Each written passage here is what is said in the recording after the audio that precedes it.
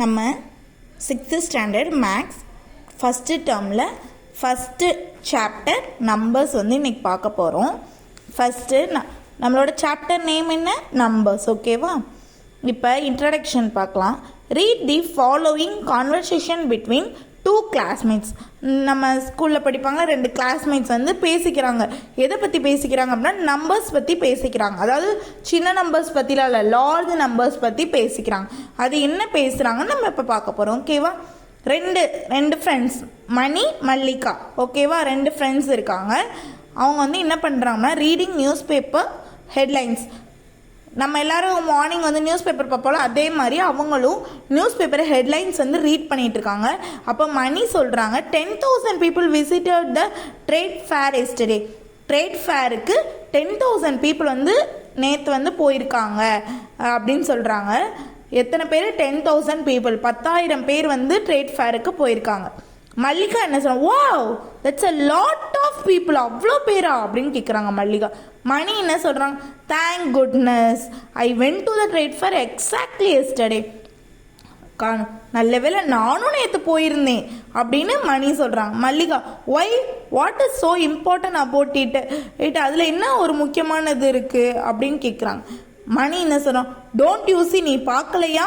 If I had not gone, நான் போகல அப்படின்னா they would have written 9,999 people only visited the trade fair yesterday. இப்போ நான் போகலை அப்படின்னா இந்த 10,000லேருந்து ஒன்றை சப்ராக்ட் பண்ணி 9,999 பேர் தான் அங்கே வந்து ட்ரேட் ஃபேரை விசிட் பண்ணாங்கன்னு எழுதிடுவாங்க. நல்ல வேளை நான் போனனால 10,000 பேர் எழுதிட்டாங்க அப்படின்னு மணி சொல்கிறாங்க. இப்போ மணியோட கான்வர்சேஷன் கரெக்டாக தப்பா அப்படின்னு தான் நம்ம பார்க்க போகிறோம். What do you think about this conversation? Was Mani right? No, it would still be 10,000 people visited. கண்டிப்பாக மணி போலாட்டியும் அது வந்து 10,000 people தான். News paper give sense of the size, அதாவது சைஸு தான் பார்ப்பாங்க, நாட் எக்ஸாக்ட் வேல்யூ. அதோட கரெக்டான வேல்யூ துல்லியமாக வந்து பார்க்க மாட்டாங்க. எப்போ நம்பர்ஸ்லாம் லார்ஜாக போக போக துல்லியமான வேல்யூஸ்லாம் பார்க்கவே மாட்டாங்க.